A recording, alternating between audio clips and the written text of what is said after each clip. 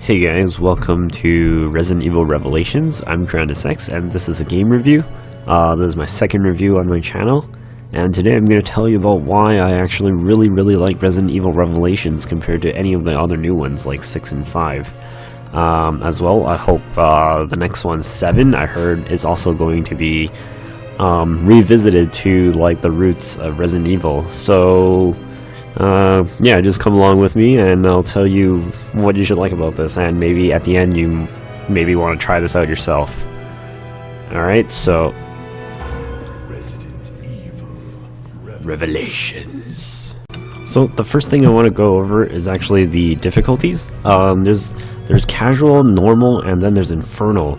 Now infernal's a little weird. I mean, you can do it at the beginning as a new player, but I mean it's just ridiculously hard. Like it's more of a new game plus mode, if you ask me. The game wasn't really designed around this being like to be infernal in your first time through.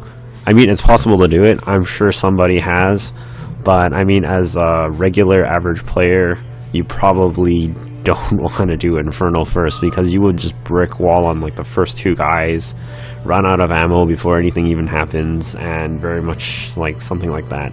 You won't enjoy the experience unless you're a masochist or something along those lines. But so I actually went through infernal on my Let's Play videos, but normal is what you should go for if you want to play regularly on the difficulty. So as you guys know, there will be spoilers in this. It's a review, of course, so I will be going over like a lot of the things that I liked and didn't like about the game.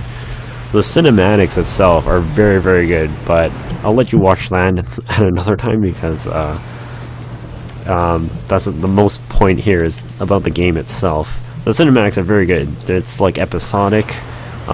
They sort of come in between episodes and stages. You get to play as Jill Valentine in this Resident Evil Revelation series, and her partner is I completely forgot his name already. As well, as you can tell, the graphics are really good for the PC port. This is for the PC. This coming from a Nintendo DS game all the way to here, it looks amazing. Now the first thing you should notice is that there's almost like no interface at all. Like you don't see anything almost. All you see is like your gun and your ammunition in the bottom right there. You okay? And oh yeah, this guy's name is Parker, I remember now, after he talked. So as you can tell, it's already kind of like desolate, quiet.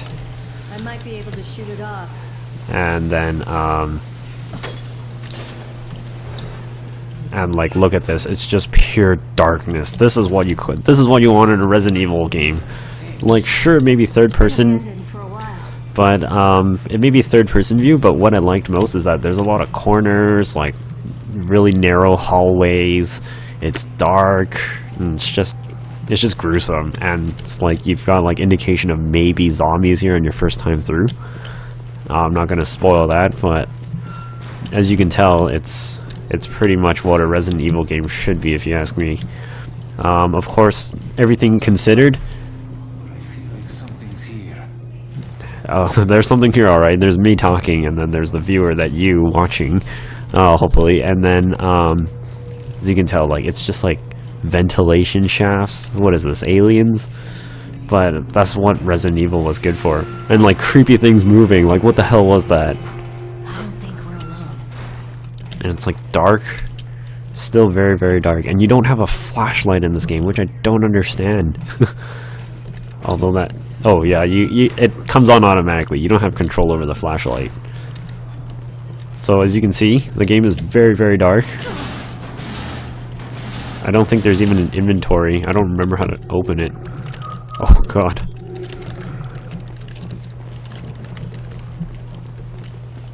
And blood dripping from the shafts. And look at this, dark hallways down each side. This is what this Resident Evil is more like. Dark, quiet, abandoned, and exactly like the first Resident Evil, except you're in third-person mode, not so much in like broken camera angles around the halls, which might have added to the game back then, but to me that's kind of pointless. I mean, like, if you're around the corner here and you can't even see down the hallway because the camera angle is pointing up there to you at the edge here, that's a little strange if you ask me. It's like you can't even see what your character's seeing. So, of course, all things considered, you all know that Resident Evil's like 1, 2, and 3, they all had cheesy lines and whatever. They have that in this too. It's just like, yeah, it's just like around the corner, there's something there. We have no idea what it is. The suspense is like building up. And yeah, so that's what I wanted to go over in terms of like just the beginning parts of a game here. It's just very dark, very eerie. I remember that when I did my first time through this, I was like on edge just at the beginning here. I was just like, oh my god, there better not be like something popping out at me. And this like fellow popped out and I kind of jumped in a little. But in terms of that, most of this gameplay is very Resident Evil. There's one thing that you should know is that your health is nowhere to be seen, as you can tell. Your health is actually, the more you get hit, the screen just gets more red, and that's it. You'll die in like 1 or 2 or 3 grabs from an enemy, just like in old Resident Evils. Like if a zombie grabs and bites you like 2-3 times, you're pretty much in danger or just about to die. So let me show you like the part about guns. Alright guys, so this is like the weapons. As you can tell, like there are digits here, but none of your weapons are upgradable. And they're actually, like, you cannot upgrade your guns at all. And throughout the game, you can only find mods for them, which is very nice. It's like you get to modify your weapon by adding, like, parts to it. What you can do is actually, you can only find parts after, like, killing bosses or, like, finding them around the stage. So you can miss them. It's like, it's not so much you have to grind anything, you just have to make sure you don't miss it. It's sitting there in plain sight or in a hidden spot.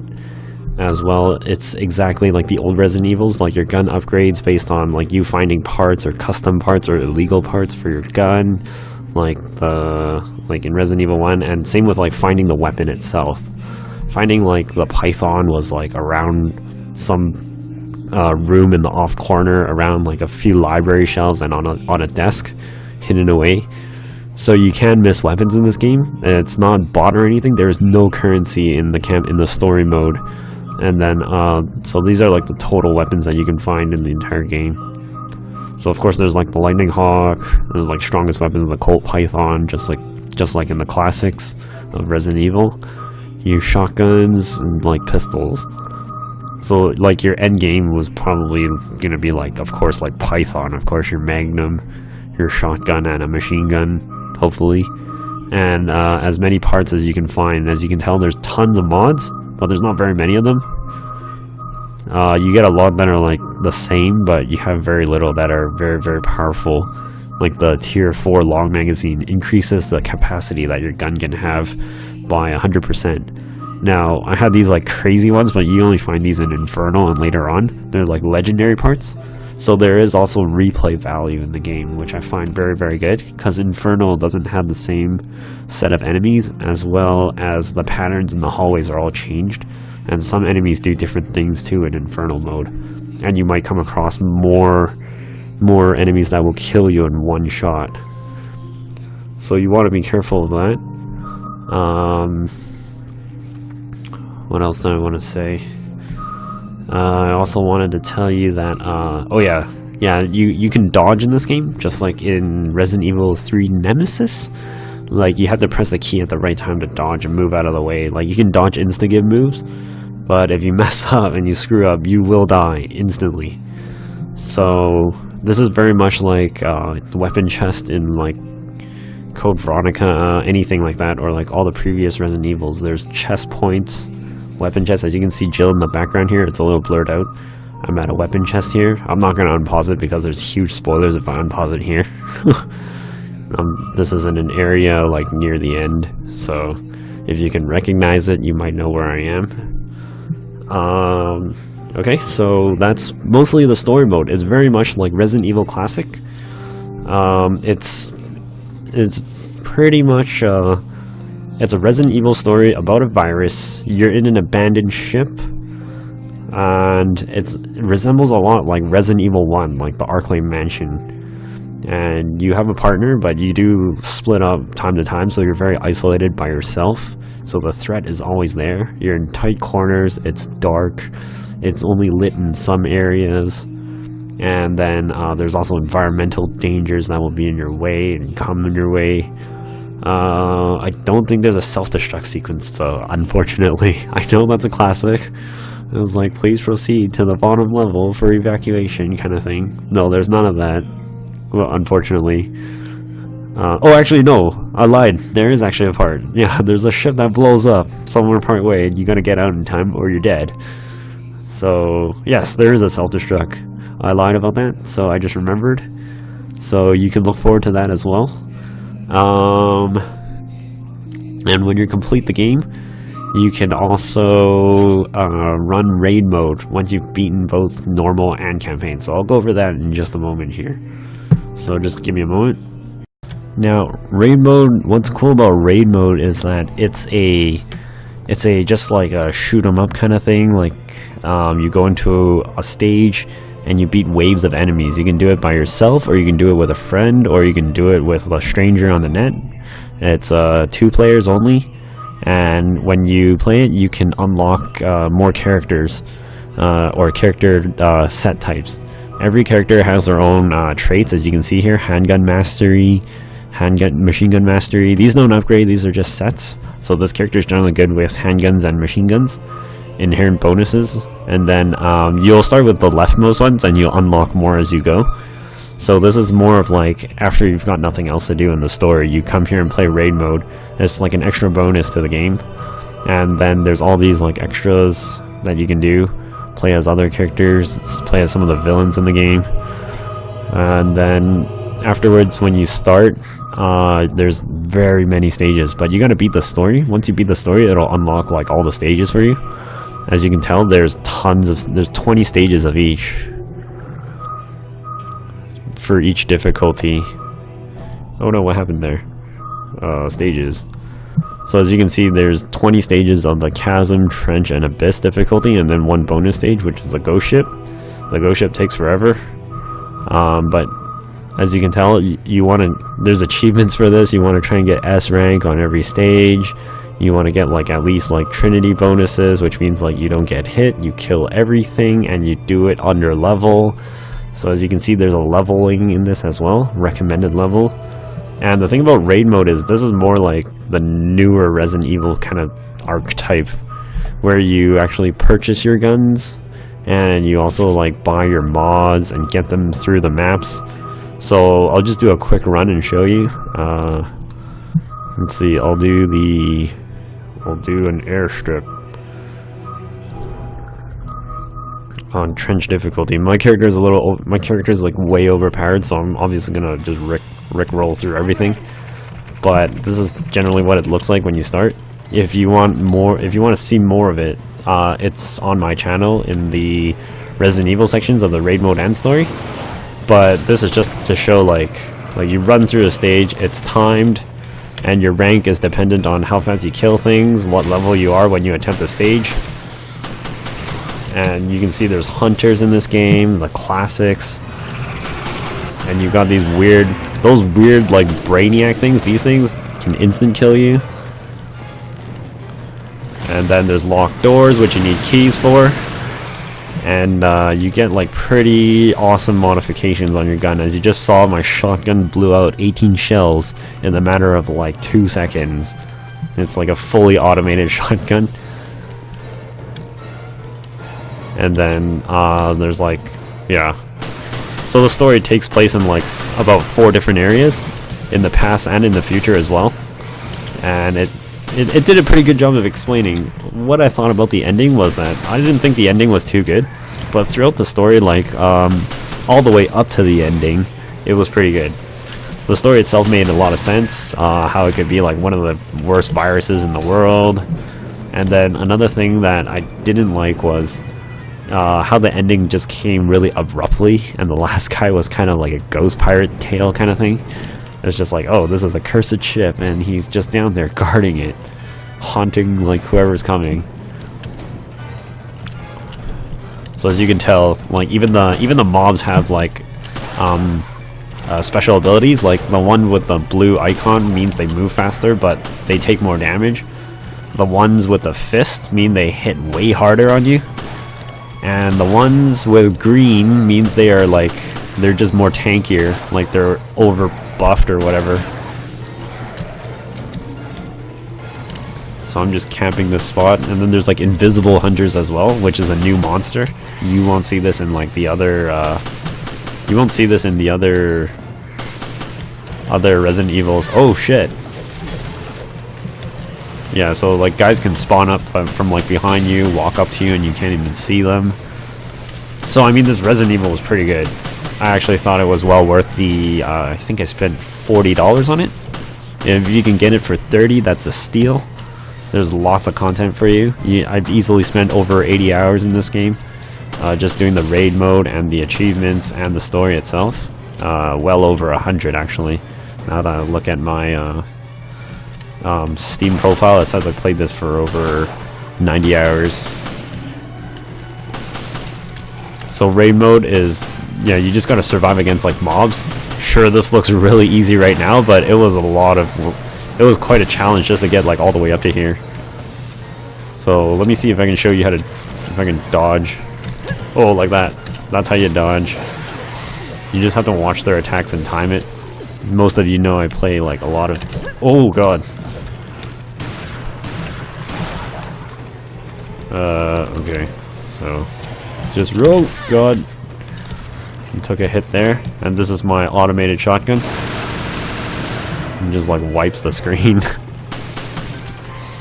You can shoot like environmental objects, and when you're done a mission, you go kick that medal up there. It spawns when like certain objectives are met. And as you saw, there was one big dude here. He's got a purple icon. A purple icon means they're buffed, they're speedy, and they're tanky, and they hit harder too. So these are the scariest mobs that you can come across. Like even though I'm overpowered, he doesn't take one shot to kill. He takes like at least 4 or 5. Yeah, he took like quite a bit. So as you can tell, if I was doing this on the mode that was equal level to me, it would actually be quite a bit of trouble just to kill him. So doing it with a friend would actually help quite a bit because you can save each other. But the problem is that if either of you die, you both fail the mission. So you have to live, both of you. And there's mods that help heal items and other things too throughout the mission. And the one thing about raid mode is that your equipment and your stats and whatever carry throughout each stage. So like your ammo and grenades and whatever don't fully refill on its own. You have to actually like spend battle points, which is gained through by playing raid mode or story. But you'll gain most of them through raid mode. Story is just it'll be like a stockpile for when you first start off raid mode, but you got to buy your own ammo replenish, like right here, replenish consumables. Now it doesn't cost too much, but it can set you back and make raid mode go a bit longer. It's more of like the dungeon grinding of this Resident Evil Revelations, but it's more like an extra add-on. It's free of charge. It's not DLC, so it comes with the game. So it's very good for just like extra content in the game. I find that's a great bonus that they added this mode. And that's all I have to say about raid mode. So guys, in conclusion, So this was all Raymond's doing? I think that Resident Evil Revelations here is a very, very good Resident Evil franchise game. It's not the best, but I mean, it does bring you back to what it was in like the past. As well, if you're looking for your Resident Evil fix, I would say this is the closest one to the classics until the next one. If you're more into like an action gunning game, play 5 and 6, but if you're more into survival horror, play Resident Evil Revelations, because your enemies will not drop you ammo here. They do not drop you ammo. You actually have to just find it around and hope you conserve. As well, the enemies in this are actually quite interesting. Sometimes doing headshots to enemies isn't the best area to shoot them. Like, headshots will do bonus damage, but it's not the best choice for certain dudes. You can actually shoot them in the arms, which will do much more damage, and then it'll stun them. and then you shoot them in the head. No, wait, you go up to melee them after you've stunned them for extra damage to save yourself ammo. Of course, you can always shoot them in the head. It'll do a bit more damage, but shooting them in the arms does a lot more. Like, it is just loads more. So, I mean, if I can find an enemy here, I can show you.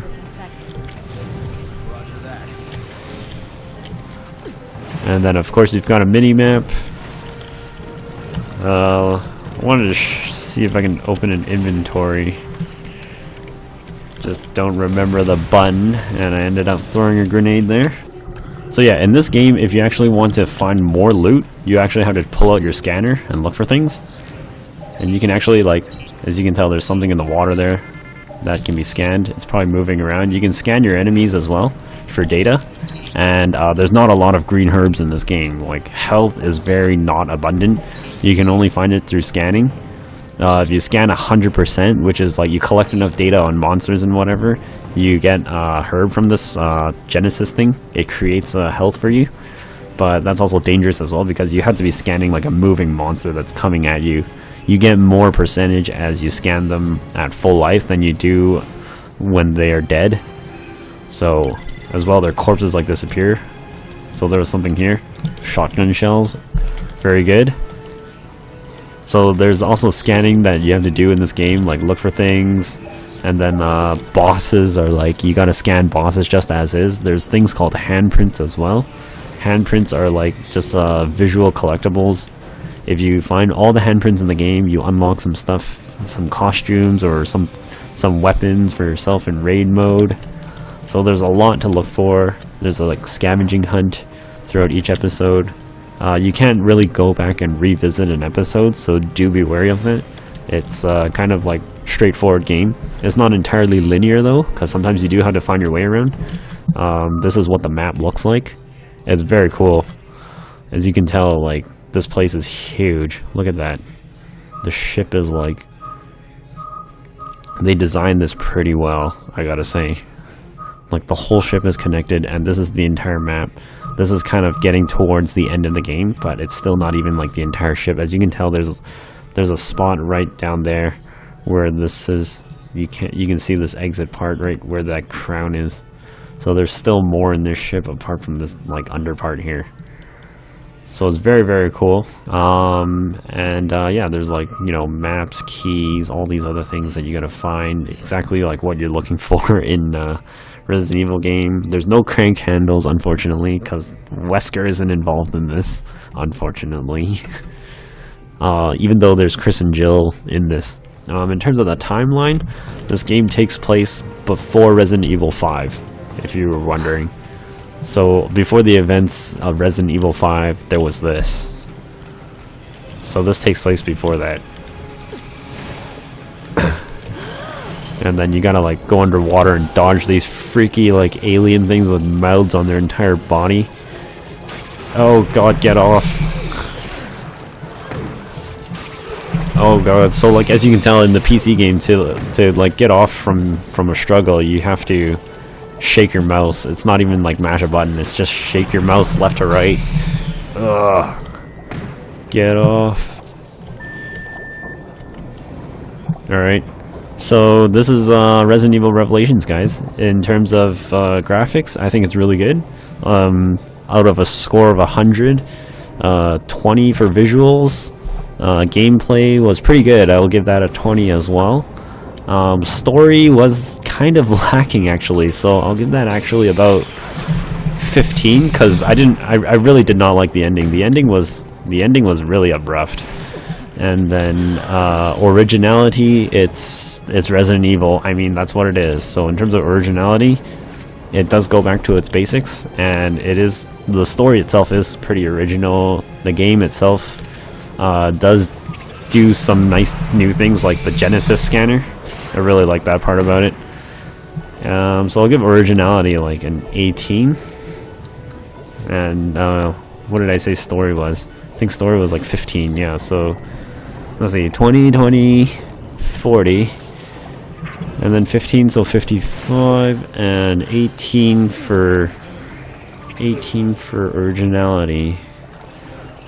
So another 15 on top of that, so that's 73. And the audio, I think the audio's pretty nice too. So I'll give that a 20. So I'll give it a 93 out of 100. So it's pretty good. Pretty generous with the scores here. If I was a bit more critical about like the things in the game, I guess it would be somewhere about 88. 88 to 93 was what I would rate this game. Alright guys, so that's everything I have to tell you about Resident Evil Revelations. If you have any questions about more specific details, just ask me in the comments below. I'll be happy to answer them. And until then, I'll see. Alright, so guys, one last thing, just before I conclude here. My score here was actually based on the price, I just remembered. So I paid for about $35 for this. So it was a very good price. I think the original price on it with like no sale or anything is like $59.99. To me, that's a bit steep. If I actually paid $59.99 for it, I'd actually rate the game at about like 75 to about 88 instead. But in terms of like what I paid for it and what I got out of it, it's a high 93 to 88 instead. So if you guys can get it for like 30 bucks or less, good on you. It's a very good game and it's definitely worth the 30 bucks. Like the 30 bucks is a granular deal. So for me, I got it for 35 and that was including like DLC content as well. So that's why I was pretty generous with the score. So if you guys wanted a Resident Evil fix, here it is, Resident Evil Revelations. Until the next one comes out, this one should fit the hours for quite a bit. In terms of 5 and 6, those are, I wouldn't say it's anywhere close to like this kind of theme. So yeah, so thanks for watching the review guys. I hope you'll look forward to more of them. I've been meaning to do this one for a while, and until then, thanks so much for watching. So bye bye again for now.